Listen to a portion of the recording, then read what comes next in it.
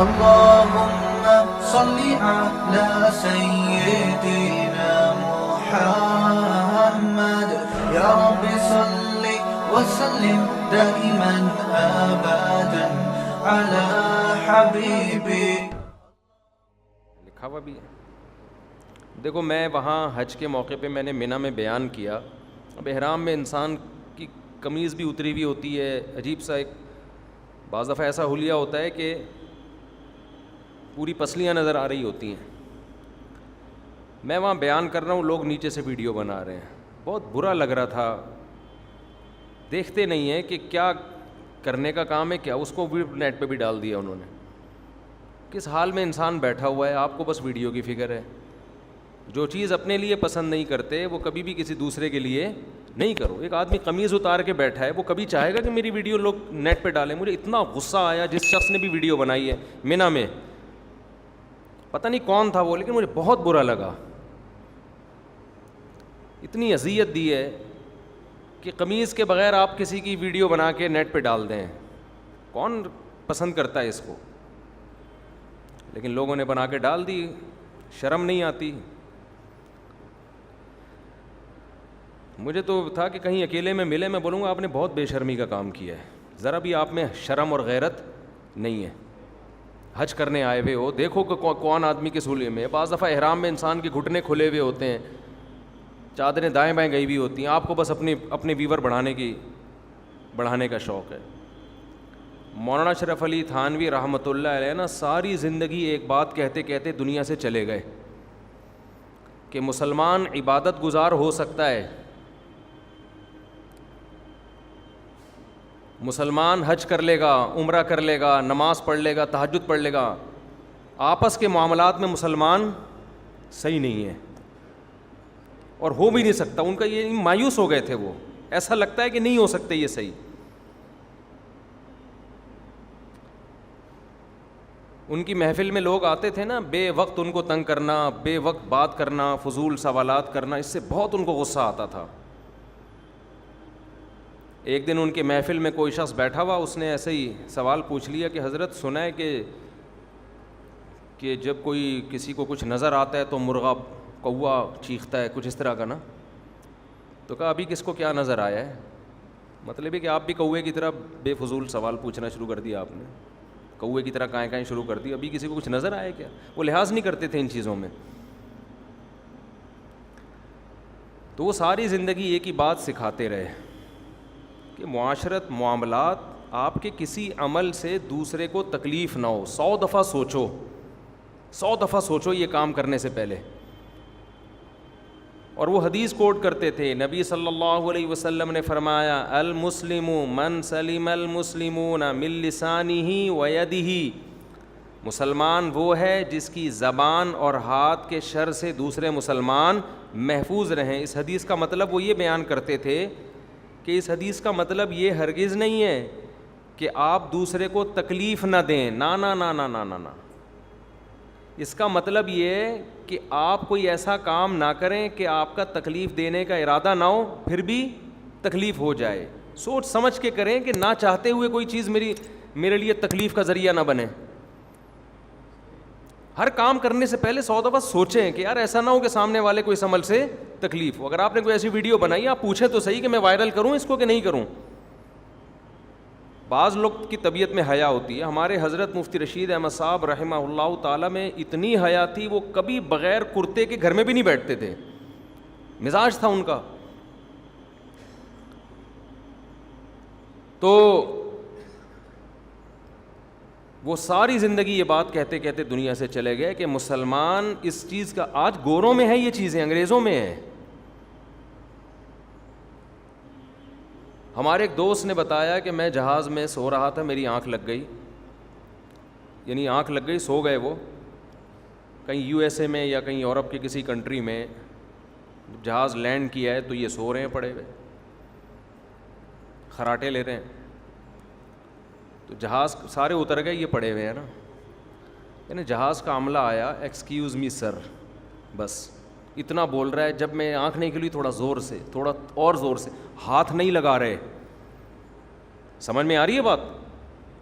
ہاتھ نہیں لگا رہے. کیوں غیر اخلاقی حرکت ہے؟ آپ کسی کی پرمیشن کے بغیر اس کی باڈی کو، آدمی ہے کوئی عورت نہیں ہے، کسی کی پرمیشن کے بغیر اس کی باڈی کو ٹچ کرنا غیر اخلاقی حرکت ہے یا نہیں ہے؟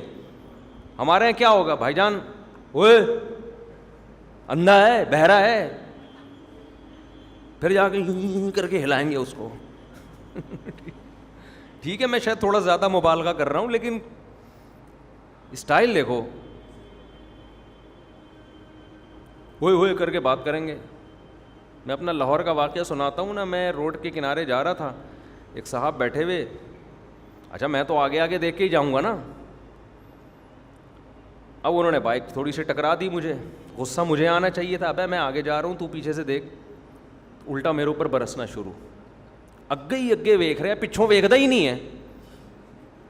تو میں نے کہا پاگل ہے جو چلے گا آگے ویکھے گا پچھوں ہیں؟ جدھر کو جاؤں گا اتھے ہی ویکھوں گا نا. مجھے وہ تانا دینے لگے، اگے ہی اگے اگوں ہی اگوں ویکھدا ہے، پچھوں ویکھدا ہی نہیں ہے. تو ابے تو اگے ویکھ، میں کیوں پیچھے ویکھوں، میں تو جا ہی اگے رہوں. تو بس جس کو جو ٹھڑک جہاں اتار دے اتار دے. ہر جگہ ہی ایسا ہے. لاہور کا تو واقعہ ہے، اس لیے میں لاہور کا تذکرہ کر رہا ہوں. مطلب کوئی لاہور والوں کو برا کہنا نہیں ہے، کہیں بھی ہوتا تو یہی ہوتا ہے نا.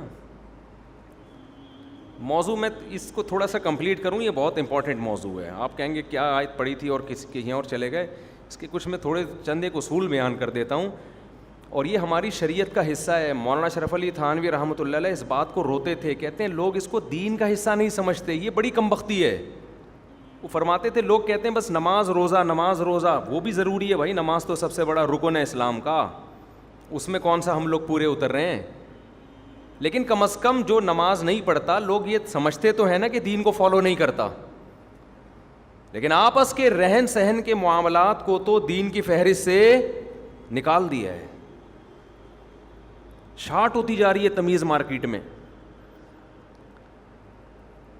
دیکھو اللہ نے خوب سمجھ لیں، ہمیں انسانوں کے بیچ میں پیدا کیا ہے اور ہمارا آپس میں ایک ریلیشن بنایا ہے.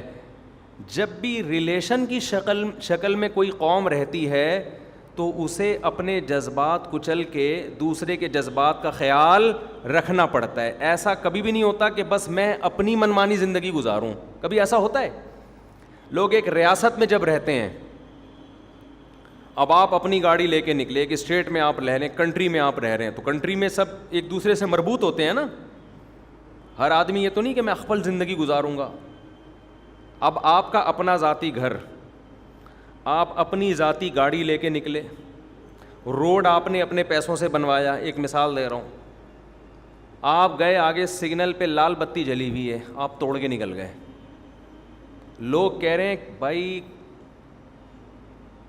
یہ قانون ہے، لا ہے، ریڈ پہ رکنا ہے. آپ کہیں گاڑی میری، گھر میرا، گاڑی کی چابی بولو نا میری، روڈ میرے باپ کا، میں نے بنایا.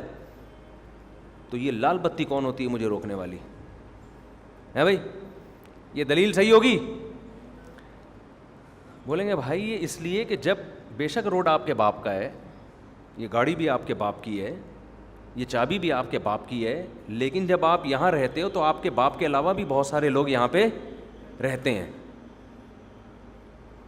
اور یہ روڈ پہ سب کو چلنے کا حق ہے. تو جب سب چلیں گے تو ٹکرائیں گے نا آپس میں. تو ایک مینجمنٹ ہے کہ بھائی ابھی تھوڑی دیر کے لیے یہ لوگ رک جائیں، ان کو جانے دیں، پھر وہ چلے جائیں، وہ رکیں گے آپ جائیں گے. تو ہمیں کیا پتہ چلا، جب بھی ہم اکٹھے کہیں زندگی گزارتے ہیں تو ہمیں ایک دوسرے کے جذبات کا خیال رکھنا پڑتا ہے. اب آپ ریڈ پہ اب تھوڑی دیر میں آپ رکیں گے، اب ان کا حق ہے بھائی. اب آپ کا دل تو چاہ رہا ہے میں سگنل توڑتا ہوا بھاگ جاؤں، نہیں نہیں نہیں نہیں، اب آپ اپنے وقت کی قربانی دیں گے اور دوسروں کا خیال کریں گے. ان کا بھی حق ہے کہ ان کو اب جانے دو. ایسا ہوتا ہے کہ نہیں ہوتا؟ ورنہ کس کا دل چاہتا ہے یار ریڈ سگنل پہ بریک لگانے کا؟ کس کا دل چاہتا ہے؟ ہر آدمی کو جلدی پہنچنا ہے.